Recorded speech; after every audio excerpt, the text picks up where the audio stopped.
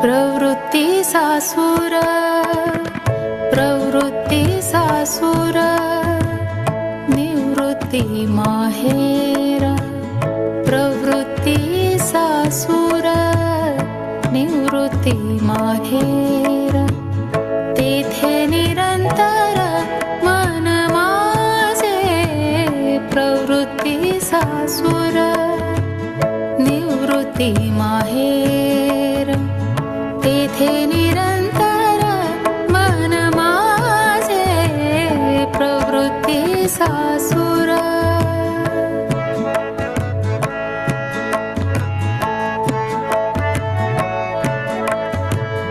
माझे मनी सदा माहेर तुटेना.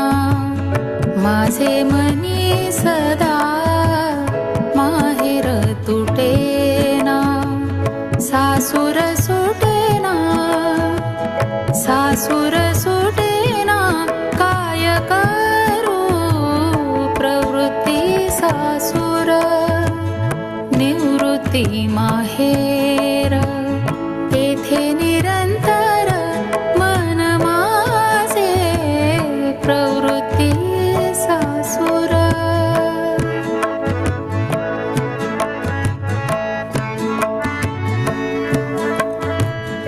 काय करू मज लागला लौकिक.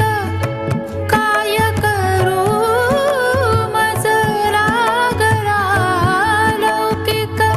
तेणे हा विवेक, तेणे हा विवेक दूरी जाय. प्रवृत्ती सासुर, निवृत्ती माहेर.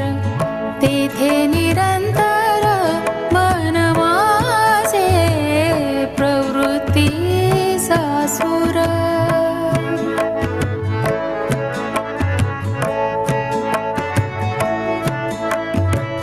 दूरी जाय हित, दूरी जाय हित मजची देखता. दूरी जाय हित मजची देखता. यत्न करू जाता होत नाही. यत्न करू जाता होत नाही. होत नाही यत्न संत संगे विण. होत नाही यत्न संत संगे विण. रामदास गुण सांगतसे. प्रवृत्ती सासुर, निवृत्ती माहेर. तेथे निरंतर मन माझे. प्रवृत्ती सासुर, निवृत्ती माहेर. प्रवृत्ती सासुर, निवृत्ती माहेर. प्रवृत्ती सासुर.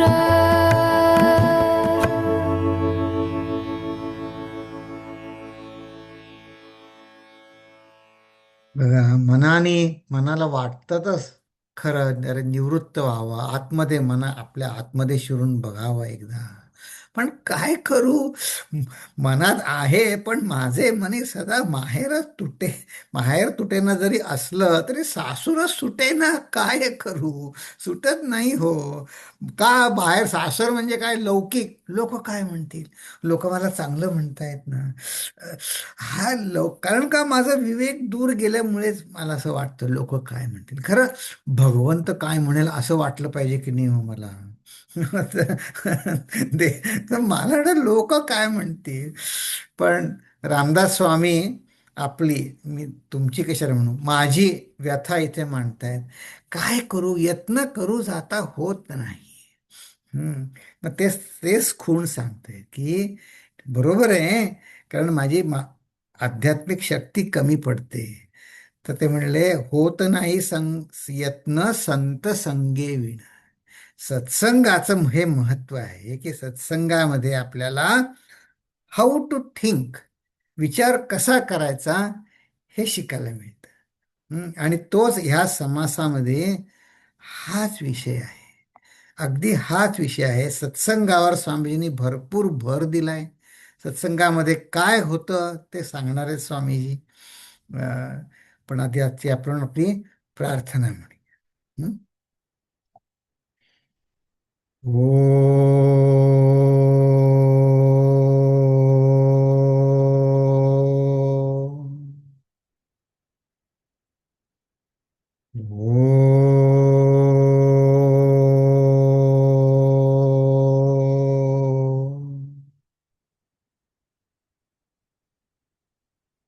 ओ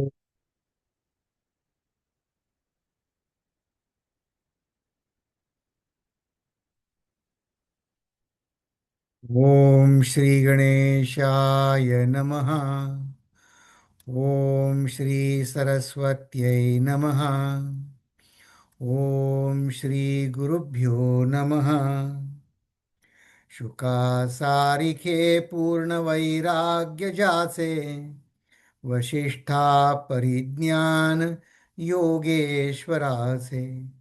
कवी वाल्मिका सारिखा मान्य ईसा, नमस्कार माझा सद्गुरु रामदासा.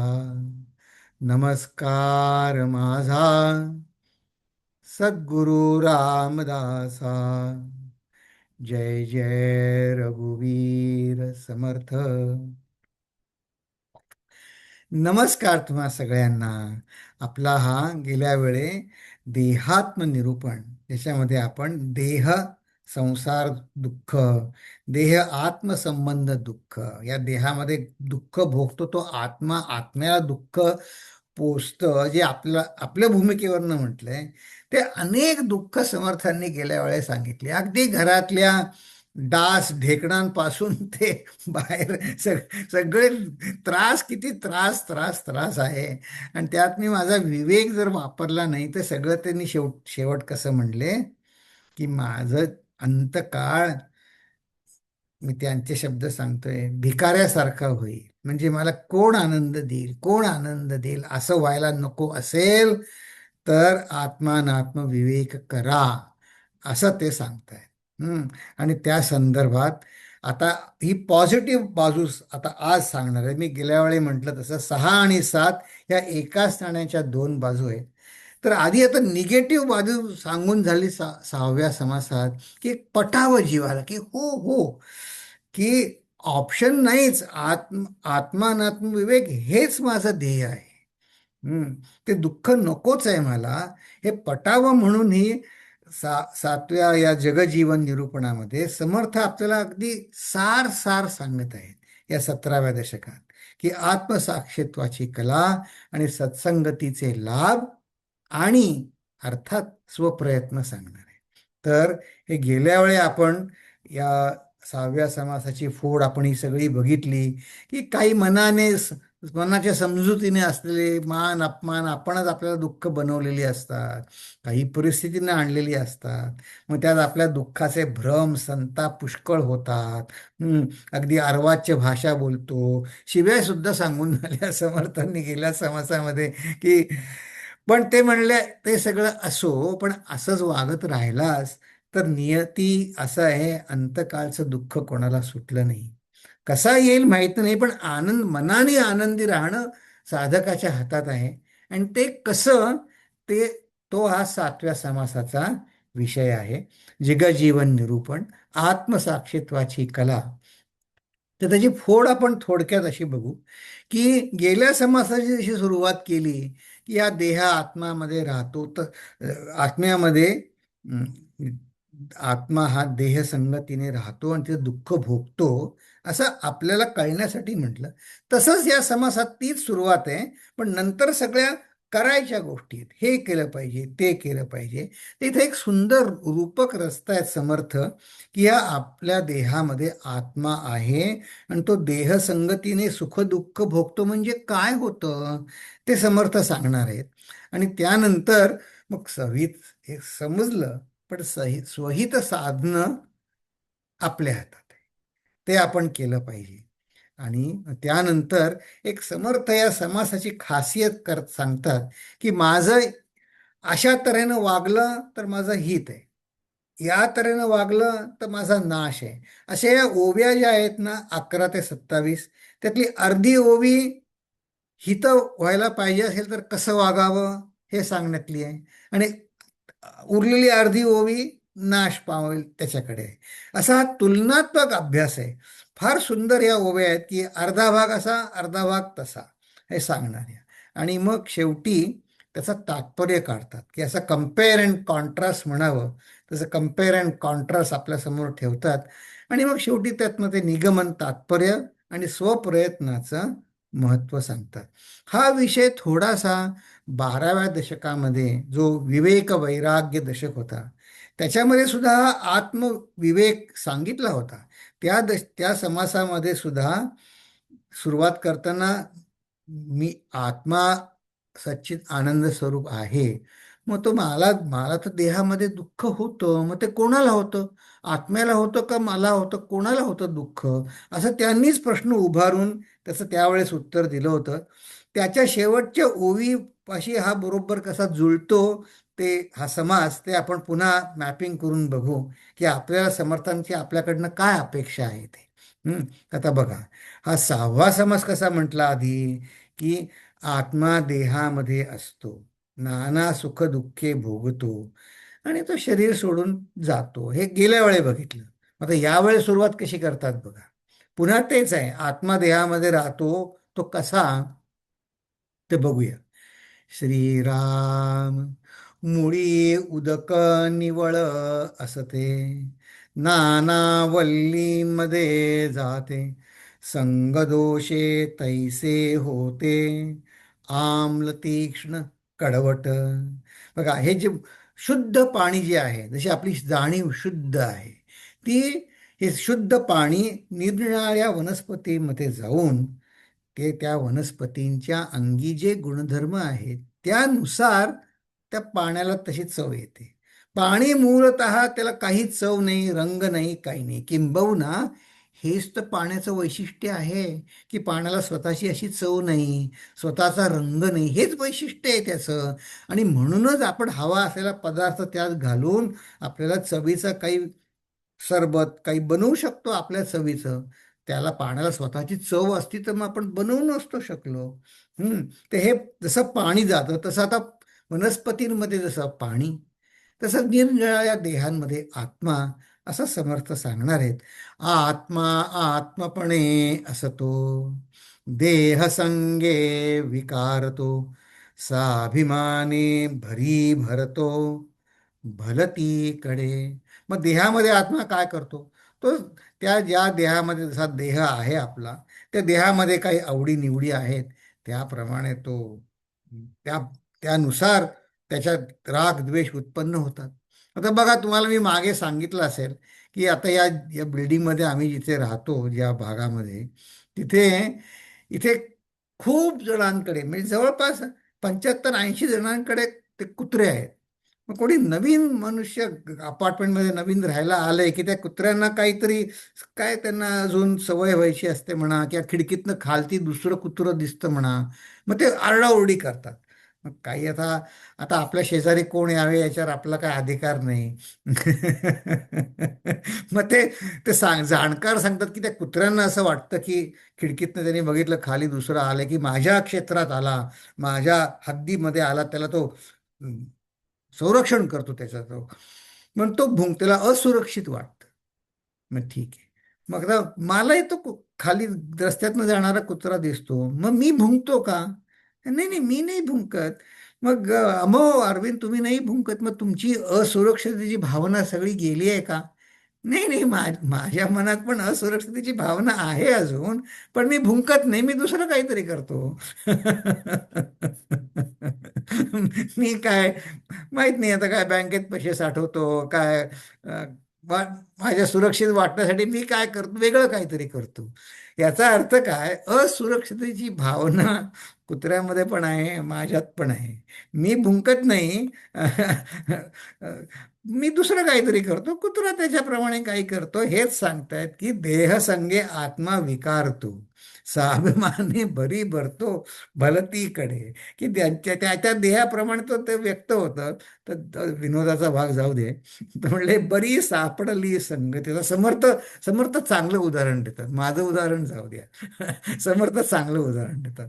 समर्थ म्हणतात, बरी संगती सापडली, जैशी उसास गोडी आली. आहा, उसामध्ये तेच पाणी किती गोड लागतं, मधुर लागतं.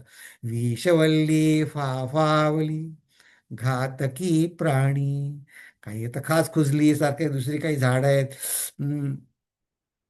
त्याच्यामध्ये त्या पाण्याशिवाय कुठलीच वनस्पती नाही.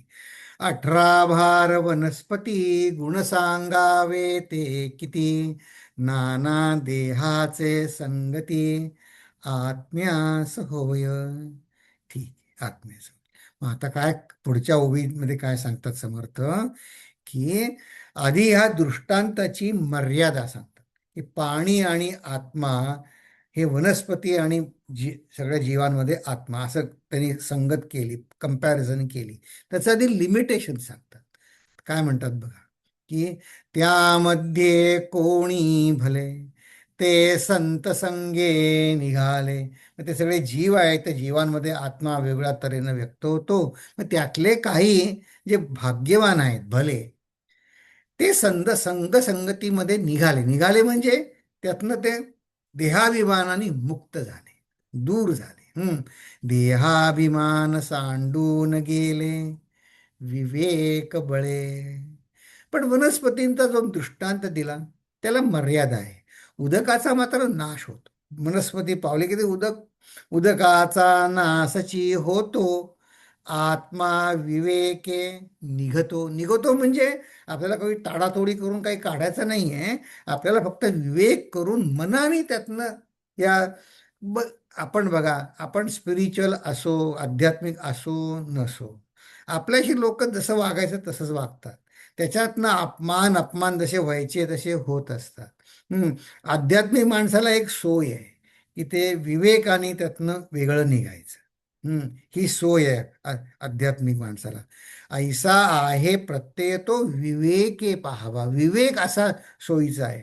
आता बघा, इथे मी चिन्मय मिशनमध्ये 10वी-11वीचे वर्ग शिकवतो काही वेळे. तर त्यातले काही तरुण टीचर पण आहेत. म्हणजे तरुण टीचर आहेत, ते त्यांची उदाहरणं सांगतात त्यांना जी पटतील तशी. मग आता मुलांमध्ये सध्या काय खूप काय पिअर प्रेशर आहे, एन्झायटी, स्ट्रेस आहे. मग ते शिक्षक, जे नवीन तरुण शिक्षक आहेत, ते सांगत होते की हां, मलाही खूप सध्या स्ट्रेस आहे, माझ्या अजून नोकरीमध्ये काय कमी पैसे आहेत, काही वाटेवर. तर म्हणे मला मला खरं काय कुठली काय म्हणले ते अमुक टेस्ला काय काहीतरी कुठली गाडी विकत घ्यायची आहे. पण म्हणे मला ती परवडत नाही आहे. मग मी साधी गाडी आहे, मग ते मला पिअर प्रेशर जरा हे वाटतं. पण म्हणे मी माझ्या मनाची समजूत करून घेतली. त्या विद्यार्थ्यांना सांगतात की मी असा विचार करतो की ती टेस्ला गाडी काय इलेक्ट्रिक गाडी आहे, मग ते चार्ज करायला त्या माणसाला त्याच्या कोणी कलिगनी घेतली आहे टेस्ला गाडी, आणि ह्याला ते मत्सर वाटतो, काय त्याला कमीपणा वाटतो, पिअर प्रेशर वाटतं, जे काय. त्यामुळे मी असा विचार करतो की त्याच्या गाडीत पण गुणदोष आहेत, दोष आहेत. त्याला काय चार्ज करायला थांबायला लागेल रस्त्याला. मला तसं काही नाही. मी म्हणे पेट्रोल पंपात गॅस भरला की मी किती हवं असेल तेवढं लांब जाऊ शकतो. तर म्हटलं, त्या क्लास संपल्यावर त्यांना म्हटलं, अहो म्हटलंय असं नाहीये विवेक. परमार्थाचा विवेक असा नाहीये. परमार्थाचा विवेक सांगतो की गाडीचं महत्व किती, एका ठिकाणाहून दुसऱ्या ठिकाणी नेते तेवढं गाडीचं महत्व आहे. कुठल्या कुठल्या गाडीतनं तुम्ही जाता ते महत्वाचं नाहीये. नाही म्हणे, मला तर म्हणे पुष्कळ पैसे एकदा मिळू दे. मग त्याने काय बरं सांगितलं मला, कुठली म्हणले मर्सेडीज M9Q ती गाडी घ्यायची आहे. अहो पण म्हटलं तुम्ही अजून 8-10 वर्षांनी गाडी घ्यायचं म्हणताय, पण तोपर्यंत ते MQ-19 झालेली असेल, तोवर ती त्या 9 वर्षांनी तुम्ही ती MQ-9च घेतली तर ती पुन्हा जुनीच असेल. ती गाडी त्यावेळेस ती रिसेंट नसेलच मुळी. म्हटलं असं नाही, असं परमार्थाचा विवेक नाही आहे. विवेक डिझॉल्व्स द प्रॉब्लेम. विवेक काय करतो, तो म्हणतो की हे गाडीला महत्व किती, मी किती किती मान सन्मान करून घ्यायचा, मला कुठली गाडी चांगली जी तुम्हाला ऑफिसला जिथे जायचं असेल तिथे वेळेवर पोचवते, ती गाडी उत्तम. मग ती कुठल्या का कंपनीची असे ना, कितक्याची किती सुद्धा पैशाची असे ना, विवेक सांगतो ती गाडी असली की तुमचं काम झालं. हां, तर असं आहे हा विवेक, असा प्रत्यय पाहायचा. नाही तर काय हो, ते गुणदोष कुठलंही मॉडेल निघालं गाडीचं तरी त्याच्यात गुणदोष असतीलच की नाही प्रत्येक मॉडेलमध्ये. मग असं असं नाही, असं नाही आहे. परमार्थाचा विवेक असा आहे की तो प्रॉब्लेम डिझॉल्वच होतो. तो प्रॉब्लेम प्रॉब्लेम म्हणून राहतच नाही, तो सोडवावाच लागत नाही. हा, असं आहे. ऐसा आहे प्रत्यय तो विवेके पहा. पहा तुम्ही. मग सांगतात, ज्यास स्वहितची करणे, त्यास किती म्हणून सांगणे. आता 17व्या दशक आला ना, रामदास स्वामी तरी काय सांगणार दुसरं. किती म्हणून सांगणे, हे ज्याचे त्याने समजणे सकळ काही. प्रत्येकाने समजून करा बुवा तुम्ही, हे असं तुम्हाला मांडलंय मी. आता पुढच्या ओव्या आता तुम्हाला पाठ असतील. आपला आपण करी कुडावा, तो आपला मित्र जाणावा. आपला नाश करी तो समजावा, वैरी ऐसा. तुमच्यापैकी अनेकांनी पुष्कळ वेळा गीतेचा अभ्यास केलेला आहे. आपणच आपले मित्र आहोत, आपणच आपले दोषी आपले आपण अनित करावे, त्यास आडवे कोणे निघावे. एकांती जाऊन जीवे मारी आपणासी. हम्म. आत्मैव आत्मनो बंधू. तुम्हाला हे श्लोक पाठच असतील. तर समर्थ ते सांगतात की बघा, हे आपल्यापाशी आहे. दुसरा फार तर इंडिकेशन देईल, पण विवेक माझं मलाच करायचं आहे. त्याने मोकळं व्हायला होईल. जो आपला आपण घातकी, तो आत्महत्यारा पातकी. या कारणे विवेकी धन्य साधू. बघा, समर्थ म्हणतात तुम्ही विवेक करायला तयार आहे, मी तुम्हाला साधू म्हणायला तयार आहे. हा, हा. साधू म्हणजे फार उत्तम सज्जन. हा. तुम्ही फक्त विवेक करायचा, आणि विवेक माझा मीच करायचा. परिस्थिती काही आड येत नाही आपला विवेक करण्यामध्ये. आणि समर्थ आपल्याला साधू म्हणतात, तुम्ही विवेक करा, तुम्ही साधू आहात, धन्य साधू. हम्म. तर आता बघा, आता एवढं समजलं, बैठक तयार केली. आता तुलनात्मक सांगतात विवेक करणं किती महत्वाचं आहे. संबंध आध्यात्मिक साधनेचं मर्म काय असेल तर विवेक, आणि तो संत संगतीमध्ये शिकायला मिळतो. आणि संत संत संगती पहा कशी आहे, एक बाहेर आणि आतमध्ये.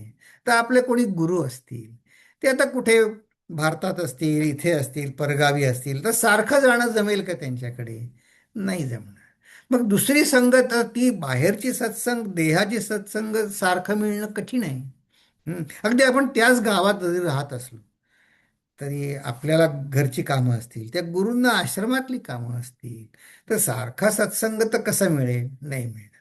मग मनाने पण सत्संग आपण करू शकतो की नाही, त्यांचे विचार. आता आपण दासबोधाचं अध्ययन करत आहोत गेले 3-4 वर्ष. आपण मनाने रामदास स्वामींबरोबर आहोत. हा मनाचा सत्संग आहे. मी तर वाट पाहत असतो दासबोधाच्या क्लासची, कारण तुमच्यामुळे मला सत्संग आहे. तर हा आतला पण सत्संग आहे, बाहेरचा पण आहे. ते दोन्ही सांगणार आहेत. पुण्यवंता सत्संगती, पापिष्टा असत्संगती. गती आणि अवगती, संगती योगे. ज्याची संगत लाभते तशी आपली गती किंवा अवगती होते. दोन्ही आपल्या हातात आहे. बघा, एकाच ओवीमध्ये दोन्ही सांगितले. तुलनात्मक अभ्यास बघा, तुम्हाला समर्थांचं साहित्यावरची पकड, विषयावरची पकड किती छान आहे. उत्तम संगती धरावी, आपली आपण चिंता करावी, अंतरी बरी विवरावी बुद्धी जाण त्याची. विवरावी म्हणजे पुन्हा पुन्हा पुन्हा पुन्हा विचार करून त्याच्यात या अंगाने त्या अंगाने विचार करून आपल्याला जी बुद्धी जाणत्याची जाण. संतांनी माझ्या ऐवजी जर संत इथे असते, त्यांनी कशी प्रतिक्रिया केली असती ह्या घडलेल्या प्रसंगावर, असा आपण पुन्हा पुन्हा विचार करा. आता इथे बघा, या दोन ओव्यात, पहिल्या दोन ओव्यांमध्ये सत्संगती, उत्तम संगती, उत्तम संगती किती वेळा, दोन दोन वेळा तर आला. आणि त्याला ते पुण्यवंत म्हणतात. मग पुण्यवंत का? याचा अर्थ मी आपला माझ्यासाठी करून घेतला, आपण तुम्ही आम्ही आपले सगळ्यांनी आपण काहीतरी पुण्य केलं असणार, म्हणून आपण गेले एवढे 3-4 वर्ष नियमाने दासबोध ओवीन ओवी वाचतोय. म्हणजे आपण आधीच पुण्यवंत आहोत. रामदास स्वामींनी सर्टिफिकेट दिले की आपलं गेल्या जन्मीचं आधीचं पुण्य फळाला आलं, आणि आपण आता दासबोधाचा आपण अभ्यास एक एक ओवी हळूहळू करत आहोत. बर, पण आता आपण आता रामनवमी जवळ येते ना, तर तुलसीदास काय म्हणतात बघूया. हां, की या सत्य संगतीबद्दल आणि पुण्यवान का म्हणतात. तर बघा, असे बाहेरनं रेफरन्सेस गोळा केले, मॅपिंग केलं की सगळं जुळून येतं. हां, तर बालकांडामध्ये रामचरितमानस फार सुंदर ग्रंथ आहे. त्याच्यामध्ये ते काय म्हणतात, बिनु सतसंग विवेकन होई, राम कृपा बिनु सुलभन सोयी. ते म्हणले संत संगतीशिवाय विवेकाने, आता इथे म्हटलं ना, अंतरी बरी विवरावी बुद्धी जाणत्याची, ते संत संगतीशिवाय विवेक होत नाही. आणि विवेक आणि संत संगती रामकृपेशिवाय सहजासहजी मिळत नाही. रामकृपा बिनु सुलभन सोयी, सतसंगत मुद मंगल मूला, सोई फल सिधी सब साधन फूला.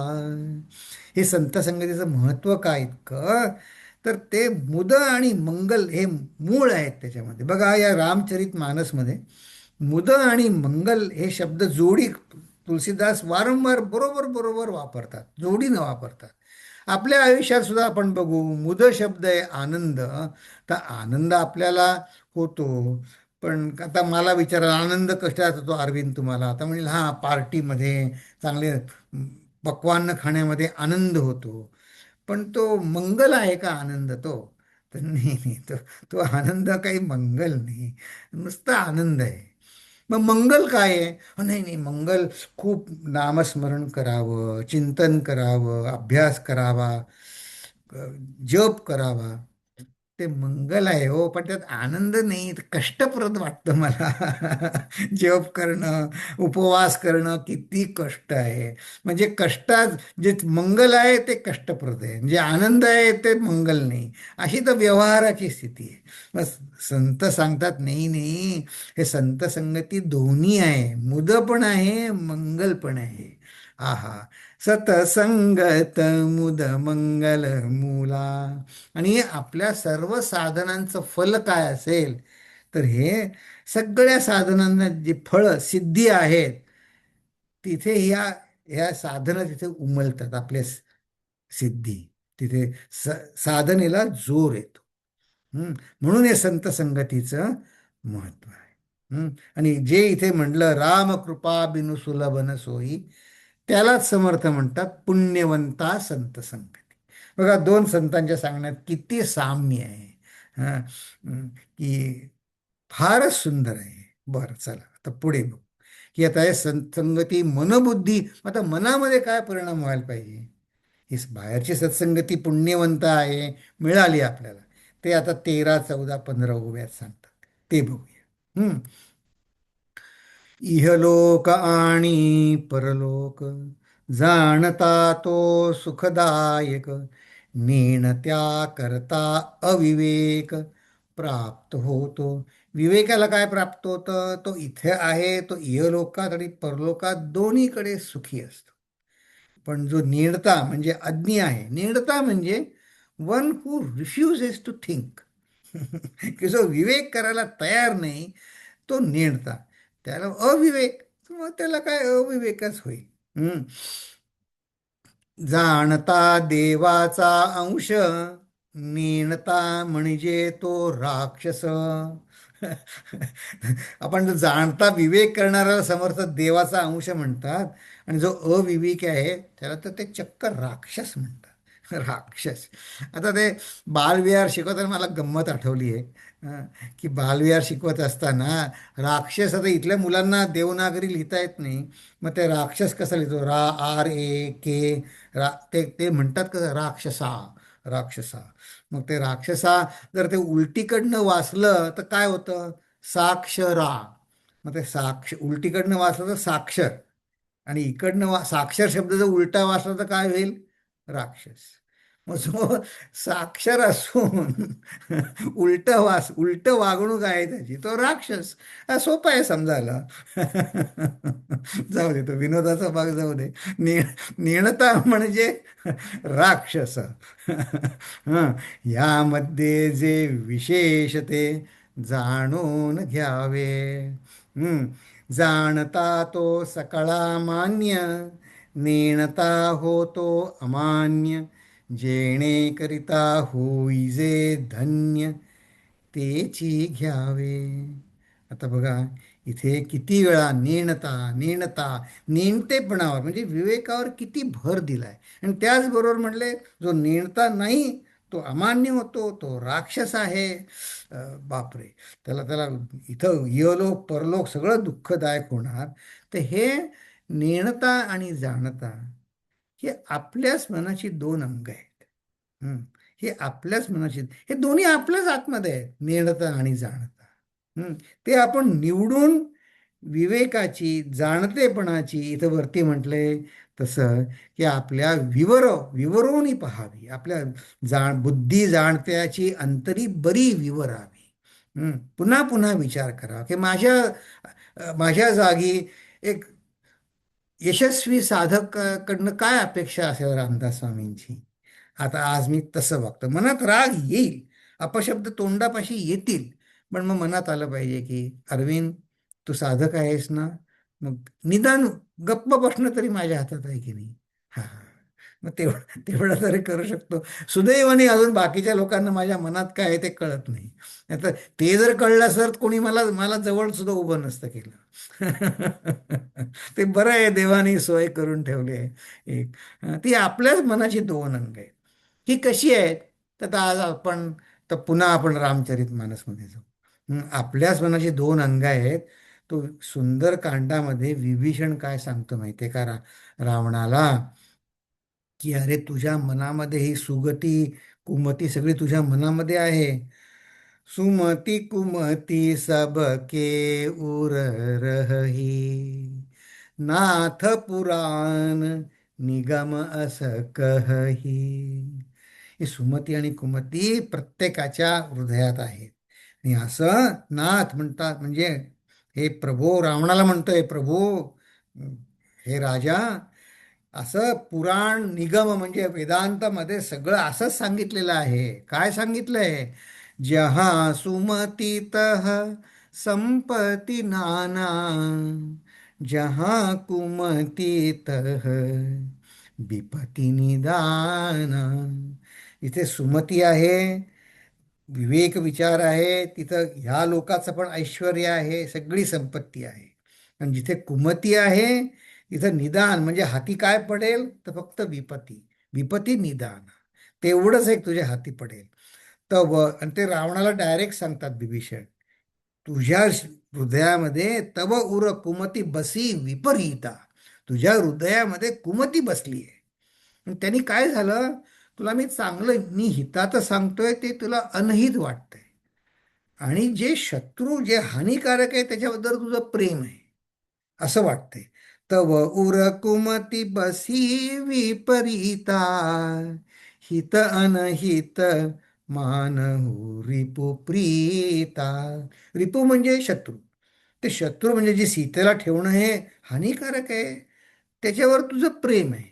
आणि मी सांगतोय चांगलं हिताचं, तर मला ते तुला आवडत नाही ते. आणि ह्या चौपाईनंतर रावण त्याला विभीषणाला लाथ मारतात आणि सांगतात जा इथनं. मग तो जातो. आता आता या ओबीवरती किंवा ह्या सुमती कुमती जाणता नेणता ह्याच्यावर आपल्याच मनात विचार करायला एक हरदासी कथा अशी आहे. आता हरदासी कथा असा आहे त्या सगळ्या खऱ्या नसतात, पण आपल्या बुद्धीला आणखीन खोल जाण्यासाठी त्यांचा उपयोग होतो. तर काय कथा आहे? तर हे जे म्हटलं नाथ पुराण निगम असं कहही, हे असं रावणाला सांगितलं त्यांनी की असे पुराणांमध्ये निगम म्हणजे शास्त्रांमध्ये असं सांगितलंय. तर ते हरदासी कथेमध्ये म्हटलंय कुठे सांगितलंय, कुठल्या ग्रंथात सांगितलंय असं रावणाने विचारलं. तर बिभीषणाने त्यांना दाखला दिला. कुठला दाखला दिला? तर म्हणले योग वशिष्ठाचा दाखला दिला. आता योग वशिष्ठ ही वशिष्ठ मुनींनी रामाला केलेला उपदेश आहे. मग त्याला आणखीनच राग आला. कारण तो शत्रू आहे. तर योग वशिष्ठ हे पुष्कळ, मला असं वाटतं 76,000 श्लोकांचं पुस्तक आहे. मग एक लघु योग वशिष्ठ पण आहे की ज्याच्यामध्ये फक्त 7,000 श्लोकांचं आहे. त्याच्यातही आणखीन लघु म्हणून स्वामी तेजोमयांनी योग वशिष्ठ सार संग्रह असं 76 श्लोकांचं एक पुस्तक काढलंय. हम्म. त्याच्यामध्ये हे महत्वाची ओवी घातली आहे. काय? आता वशिष्ठ मुनी रामाला सांगतायत हा, शुभाशुभाभ्यां मार्गाभ्यां वहंती वासना सरित. आपल्या मनातले जे विचार आहे ते जणू नदीसारखे आहे. ते कधी शुभ मार्गाने जातात, कधी अशुभ मार्गाने जातात. मला हवं माझ्या वासना. हम्म. शुभाशुभाभ्यां मार्गाभ्यां वहंती वासना सरित. मग मी काय केलं पाहिजे? पौरुषेण प्रयत्नीन योजनीया शुभे पथी. मला जर काही मिळवायचं असेल, मला काही पौरुषत्व दाखवायचं असेल, शौर्य, तर माझ्या विचारांना बदलून प्रयत्नपूर्वक मी शुभ मार्गाने माझे विचार वळवण्यातच माझं खरं सगळं कर्तृत्व आहे असं वशिष्ठ मुनी रामाला सांगतायत. याचा अर्थ काय माहितीये का? हे किती महत्वाचं आहे. समर्थ जे सांगतायत जाणते नेणते आपल्या मनात आहे. सत्संगती, हे सगळं सार सार. तर बघा 76,000 ओव्यांमधनं ज्या सार सार म्हणून गुरुजींनी 76 ओव्या काढल्या त्याच्यामध्ये सुद्धा ही ओवी आहे. हा श्लोक आहे की हे आपल्या मनातच दोन कुमती सुमती राहतात. शुभ अशुभ मार्गाने जाणारी नदी पण म्हणजेच माझे विचार आहेत. आणि मी पौरुष आणि प्रयत्नेनं योजनीय शुभेपथी केलं पाहिजे. आता हे म्हणजे नक्कीच महत्त्वाचा असणारच. हां. तर आता बघ आपण तर आणखीन पुढे जाऊ. आपण योग वशिष्ठातला आणखीन एक श्लोक बघणार होतो आज, कारण तर तेवढंच महत्त्वाचं रामदास स्वामी सांगणार आहेत आपल्याला. तर आता ह्या बघता नेणता जाणता ही आपल्याच मनाची दोन अंगी आहेत. हे आपण रामचरितमानसचा दाखला बघितला, योग वशिष्ठाचा दाखला बघितला. हां. तर या अर्थाने आता पुढे काय म्हणतात ते आपण बघू. की जाणता तो सकळा मान्य, नेणता होतो अमान्य. मला धन्य व्हायचं असेल, पौरुषेण प्रयत्नेनं धन्य व्हायचं असेल, तर जे काय तेच केलं पाहिजे. काय केलं पाहिजे? की धन्य तर व्हायचंय मला. साक्षपी शहाण्याची संगती. मी संगती कोणाची धरली पाहिजे? शहाण्या माणसाची, शहाण्या विचारांची. तेणे साक्षपी शहाणी होती. साक्षपी शब्द समर्थ उद्यमशील, म्हणजे one who is willing to change, one who is willing to try new things, या अर्थाने ते साक्षपी शब्द वापरतात. आळसी मूर्खाची संगती. आळशी मूर्ख, मूर्ख आळशी असतो. उत्तम संगतीचे फळ सुख, अधम संगतीचे फळ दुःख. आनंद सांडोनिया शोक कैसा घ्यावा. कोणीतरी घेईल का हो? नको. ज्यांना परमार्थ नको आहे त्यांना सुद्धा शोक नकोच आहे. ते सुद्धा, ते जे आपण परमार्थाची भूमिका सोडून जे काही चुकून करतो तेही आनंद तिथे आहे असं आपल्याला वाटतं म्हणूनच करतो. तर शोक कोणालाच नको असतो. म्हणून म्हणले आनंद, पण खरा आनंद कुठे आहे ते मात्र समजायला कठीण आहे. तर आता बघा, या ज्या ओव्या आपण या बघितल्या, या 11 ते 17 मध्ये, या सत्संगतीवरती किती महत्व दिलंय बघा. पुण्यवंता उत्तम संगती, शहाण्याची संगती उत्तम संगतीचे फळ, आनंद सांडवणिया शोक कैसा करावा. तर एक म्हणले, मीच विचार करत होतो, म्हटलं तुम आता आधी तर म्हणलं की सगळ्या समासाचं शिकवणुकीचं सार सार समर्थ सांगणार आहेत, आणि इथं तर तुम्ही फक्त सत्संगतीच सांगतायत. तर कुठे सार, दासबोधाचं सार काय आहे? तर हेच तर आहे ना, सत्संगती सत्संगती.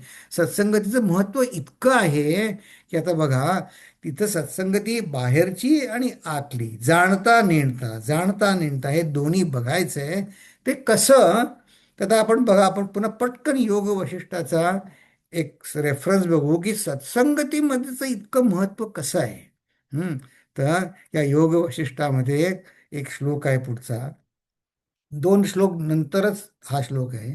काय आहे? वशिष्ठ मुनी काय म्हणतात? मोक्षद्वारे द्वारपाला. आपल्याला जो मोक्ष मिळवायचा आहे, तिथं म्हणे जणू 4 गेटकीपर्स आहेत. हम्म, द्वारपाल ते 4 आहेत म्हणे. परिकीर्तिता प्रसिद्ध आहेत म्हणले. हम्म. मोक्षद्वारे द्वारपाला चत्वार परिकीर्तिता. काय आहेत हे 4 द्वारपाल, रक्षक ते? शमो विचार संतोष, चतुर्थ साधु संगम. पहिलं काय? शम विचार, म्हणजे मनाने माझ्या विचारांवर ताबा पाहिजे. विचार म्हणजे विवेक. इथे शमो विचार म्हणजे विवेक, मी विवेक केला पाहिजे. संतोष म्हणजे माझ्या मनामध्ये पूर्ण श्रद्धा पाहिजे, I am on a good path, मी रस्ता चुकलेलो नाही. संतोष. आणि चौथा काय म्हणले? साधू संगम. चौथा बघा, हे 4 म्हणजे 4 वेगवेगळे आहेत असं नाही. एक संत सांगायचे, हे 4 दिसायला जरी 4 असले तरी म्हणे यातला तुम्ही कुठलाही एक पकडा, तुम्हाला आतमध्ये एंट्री आहे. त्याच्याबरोबर बाकीचे तिघे येतात. तिघांकडनं अप्रुव्हल घ्यायची जरूर नाही. ते कसं आहे, आपण समजा कुठे लांब घर शोधतोय, मग त्यांनी सांगितलं, अरे ते बाहेर तिथे त्या बिल्डिंगवर असा एक तो झेंडा आहे, तो दिसतो का? मग कोणाला झेंडा दिसेल, कोणाला त्या बिल्डिंगवर लावलेला एखादा बोर्ड दिसेल, कोणाला त्या बिल्डिंगचा रंग दिसेल, काही वेगळं दिसेल. खुणा वेगवेगळ्या घराच्या असतील, पण जाणार शेवटी तिथेच ना. हं. जो बिल्डिंगचा ध्वज बघून गेला तोही त्या बिल्डिंगमध्येच जाईल. घर नंबर बघून जाईल तोही त्या बिल्डिंगमध्येच जाईल. जीपीएसनी जाईल, कसाही जाईल. वेगवेगळ्या खुणा वेगवेगळ्या असतील, पण जाऊ तर आपण एकेच ठिकाणी. तसं हे शमो विचार संतोषा चतुर्थ साधू संगमा.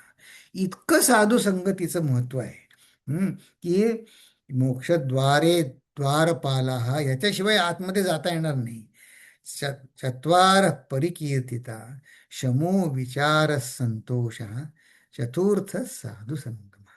मला हे बघा किती महत्वाचं आहे की त्या 76,000 ओव्यांमधनं सार सार काढत काढत त्याच्यामध्ये पुन्हा साधू संगम पण आहे. हा, जाणता नेणता आहे, जे समर्थ आज सांगत आहेत.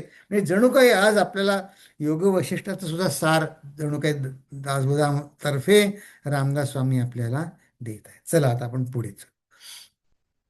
म्हणजे असे कळत नाही का रे, हे कितकी स्पष्ट आहे. जनामध्ये उदंड वासे, म्हणजे जनामध्ये आपण बघतच तर असतो की नाही, लोकांची अधोगती प्रगती होत असताना प्राणी मात्र वर्तत असे उभये योगे. म्हणजे फुकट गेलेले लोक, वाया गेलेले संगतीने बघतो, उत्कर्ष पावलेले सुद्धा बघतो, दोन्ही बघतो. ये एका योगे सकळ योग, ये एक योगे सकळ वियोग. हा, विवेक योगे सकळ प्रयोग करीत जावे. ही ऑफ कोटेड उभी आहे की प्रयोग करायचा आहे का? करा, पण तो विवेकाने करा. विवेक योगे सकळ प्रयोग करीत जावे, म्हणजे आपल्याला आपलं अधःपतन होणार नाही. अवचित, पण त्याचबरोबर सांगतात, अवचिते साकडीत पडले तरी तेथून पाहिजे निघाले, निघून जाता झाले परमसमाधान. ही एवढं जरी केलं तरी समर्थ आपल्याला थोडीफार असं म्हणावं कबुली देत आहेत की मान्य आहे, कधी अगदी कठीण जीवावर बेतेल, साधनेची आपल्या परीक्षा पाहिली जाईल, असा प्रसंग येईल. पण तिथनं कसं तरी करून बाहेर वाट काढ. तेव्हा असं नाही म्हणायचं काय करू, मग आता शेवटी मी माझ्या साधनाशी कॉम्प्रोमाइज करायला लागलं मला, असं नाही म्हणायचं. तर त्या अखंडानंद स्वामी एक सुंदर म्हणजे सुंदर नाही पण बोधप्रद गोष्ट सांगतात. तर ते बघा इतक्या तरुण वयात स्वामी झाले, त्यांना अनेक स्वामींनी त्यांची गुपितं म्हणा किंवा त्यांचे अनुभव म्हणा असे छान कथन केले. तर एकदा एका स्वामींची काकीगत ते सांगतात. ते म्हणतात की ते अत्यंत तेजस्वी स्वामी होते, तरुण होते. त्या त्यावेळेस त्यांनी विचारलं, म्हणे तुम्हाला काही त्रास नाही झाला का? त्या फक्त लंगोटीवर फिरायचे ते स्वामी. हम्म. तर ते म्हणले, त्यांनी त्यांना त्यांची स्वतःची एक गुपित म्हणजे काय खाजगीतली गोष्ट सांगितली. ते म्हणे असा मी हिंडत पर्यटन करायचे, लंगोटी लावलेले, जेवण मिळालं मिळालं नाही नाही, तेजस्वी होते, उत्तम वेदांतावरती त्यांचा हात अधिकार होता. तर फिरत फिरत म्हणे मी पंजाबमध्ये गेलो, तर तिथे प्रवचनं माझी तिथे ठेवली तिथे देवळामध्ये. तर म्हणे एका गृहिणीने मला तिच्या घरी भिक्षेला बोलावलं. ती भिक्षेला बोलावलं आणि म्हणे मी गेलो. तर म्हणे मी गेल्यानंतर तिनं दरवाजा आतून लावून घेतला आणि पिस्तूल काढलं आणि म्हणले माझ्या वासना पूर्ण करा, माझी इच्छा पूर्ण करा, नाही तर मी आरडाओरडा करीन, की ह्यानी माझ्या अंगावर हात टाकला असं सांगेन. त्यांनी तिला विनवलं, ते म्हणले नाही. मग ते म्हणले आता कठीण प्रसंग, अवचित साकडी इथं पडले, त्यांनी काय करावं? ते म्हणले त्या स्त्रीला म्हणले ठीक आहे ठीक आहे म्हणे करतो. तिनं त्याला त्याला पलंगावर बसवलं. ते म्हणले बसतो मान्य आहे, मला प्यायला पाणी घेऊन ये म्हणले. तर जेव्हा पाणी प्याय आणायला गेली, तेव्हा यांनी त्यांच्या लंगोटीमध्येच विष्ठा केली आणि ती विष्ठा स्वतःच्या अंगाला लावून घेतली. आणि ती आली आणि त्या गृहिणीला म्हणले हा कर, लाव माझ्या अंगाला हात. लावायचा आहे. मुकाट्याने म्हणे दरवाजा उघड, मला जाऊ दे, नाहीतर तिनं ती घाबरली, तिनं दरवाजा उघडला, जा म्हणले इथनं. आता असं आहे बघा, निघून जाता झाले परमसमाधान. असं नाही म्हणायचं तर काय करू, असं केलं जीवावरच बेतलं, मी माझ्या साधनेशी तडजोड करावी लागली मला. नाही, भगवंत तुम्हाला सोय करतो. अवचित साकडीत पडिले, तरी तेथून पाहिजे निघाले, निघून जाता झाले परमसमाधान. नाना दुर्जनांचा संग, क्षणक्षणा मनभंग, या कारणे काही रंग राखून जावे. तर इतकं जीवावर बेतलेलं उदाहरण, हे बारीक बारीक सारीक मान सन्मान दुर्जनांचं तर काय ठीक आहे, ते दुर्लक्ष करायला शिकलं पाहिजे. शहाणा यत्न त्याच्या गुणे, पाहो जाता काय होणे. जर शहाणा असेल त्याला कुठली परिस्थिती कठीण आहे. सुखसंतोष भोगणे, नाना श्लाघ्यता. श्लाघ्यता म्हणजे माझ्या हिताचंच, नेहमी काही झालं तरी जे घडेल ते माझ्या हिताचंच आहे. मान अपमान सोडा, हे असं साधनाची जर कसोटी लागत असेल, त्यांनी सुद्धा माझी साधनेची कसोटी लागेल, मला जीवनामध्ये परमसमाधान मिळेल. आता लोकी ऐसे आहे, हे आता जनव्यवहार तर असा आहे, सृष्टीमध्ये वर्तत आहे. जो कोणी समजून पाहिल त्याच्याकडे, त्या असं घडे, त्या असं परमार्थ घडे, त्याला सगळं देवाची कृपा ठाई ठाई जाणवे. जो कोणी समजून पाहे त्या असं घडे. बघा समर्थ कठीण प्रसंगाचा कडे दुर्लक्ष करत नाही आहेत. ते सावधानतेची सूचना देत आहेत, पण म्हणतात की त्यातनं सावध होऊन बाहेर पडलं तर परम समाधान आणि भगवंताची कृपा वाढणं, या पलीकडे काही हातात म्हणजे हेच मुख्य लाभ आपल्या हातात पडेल. म्हणले बहुरत्न वसुंधरा, जाण जाण विचार करा, समजल्या प्रत्ययो अंतरा माझी येतो. येतोच येतो. दुर्बळ, आता हे पुन्हा ह्या तुलनात्मक अभ्यासाची पुढे करतात, पुढे चालवतात. शेवटच्या ओव्या आहेत. दुर्बळ आणि संपन्न, वेडे आणि वित्पन्न, हे अखंड दंडायमान असतची असे. दंडायमान म्हणजे हा नियमच आहे. काही दुर्बळ असतील, काही संपन्न असतील, काही वेडे असतील, काही कसे असतील, हा सृष्टीचा नियम आहे. एक भाग्य पुरुष मोडती, एक नवे भाग्यवंत होती. काही भाग्यपुरुष ते कॉम्प्रोमाइज करतात, मग कोणी नवीन उदयाला येतात. तैसीच विद्या व्युत्पत्ती होत जाते. एक बरे ये करीते, एखाद्याची भरती होते, काही रिकाम होतं. ऋते मागुते भरते, भरते ही ऋते होते कालांतरे. हा सृष्टी क्रम आहे. त्याच्यामध्ये विशेष जायचं नाही आतमध्ये. आता इथे हा तुलनात्मक अभ्यास संपतो, पण ते निगमन काय करतात ते महत्वाचं आहे. की निगमन काय करतात बघूया. ऐसी हे सृष्टीची चाली, संपत्ती दुपारची सावली, वयसा तरी निघून गेली हळूहळू. तर हा जो दृष्टांत त्यांनी पुन्हा प्रसिद्ध ओवी आहे, की संपत्तीला त्यांनी दुपारची सावली म्हटले.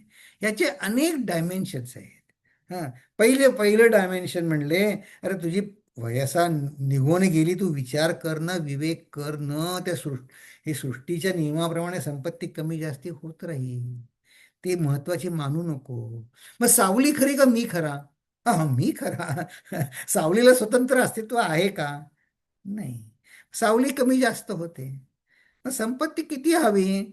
दुपारची सावली पाय भाजू नये एवढी संपत्ती असली पुरेशी आहे. असा पण एक अर्थ असतो. बघा, तुम्ही विचार करा, ह्या ओवीवर तुम्हाला आणखीन आणखीन अर्थ सुचतील. म्हणजे कोणी म्हणेल सावली, ज्याची सावली मोठी तो मोठा, असं काय आहे? माझी संपत्ती मोठी तू मोठा, असं काय आहे का? नाही. ही संपत्तीला त्यांनी सावली म्हटलंय, म्हणजे किती कमी महत्व दिलंय बघा.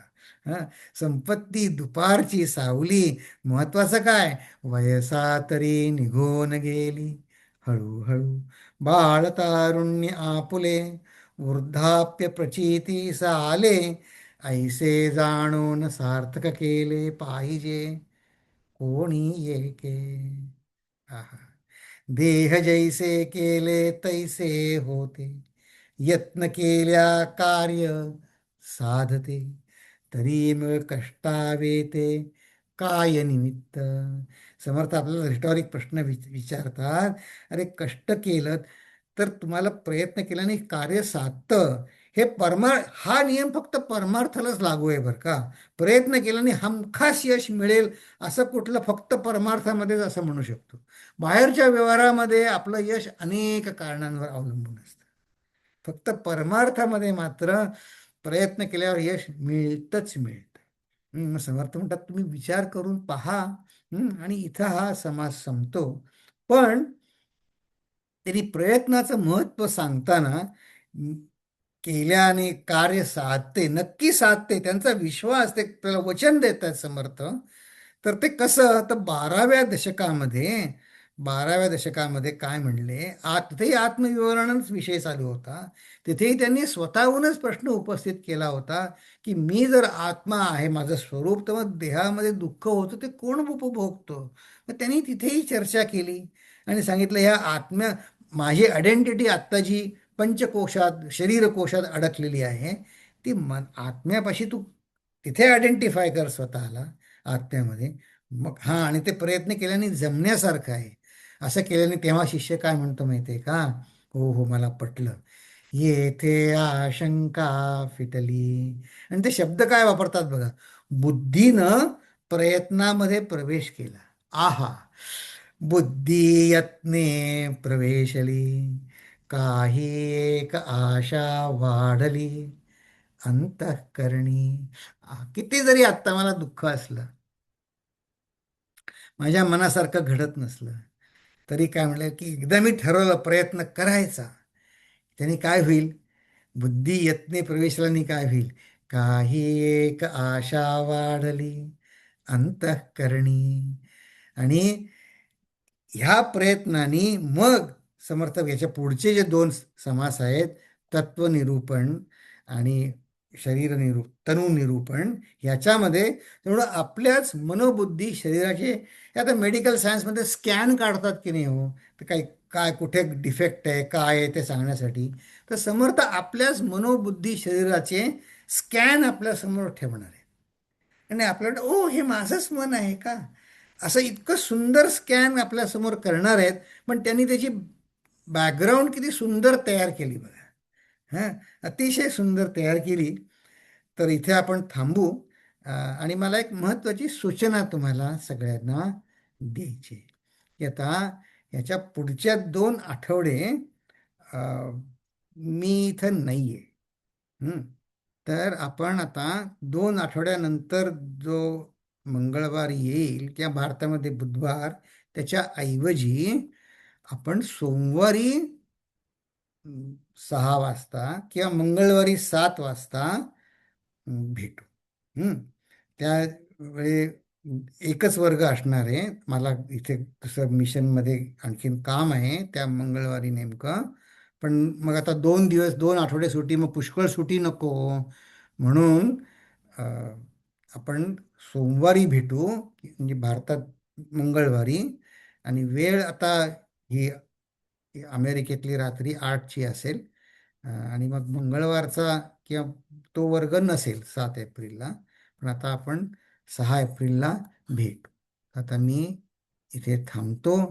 मी प्रार्थना म्हणतो आणि मग अ, आपण काही प्रश्न चर्चा करायची असेल तर आपण बोलू शकतो. हं? ओम पूर्णमद पूर्णमिदं पूर्णात् पूर्णमुदच्यते पूर्णस्य पूर्णमादाय पूर्णमेवावशिष्यते. ओम शांती शांती शांती. हरि ओम श्री गुरुभ्यो नमः. हरि ओम. हरि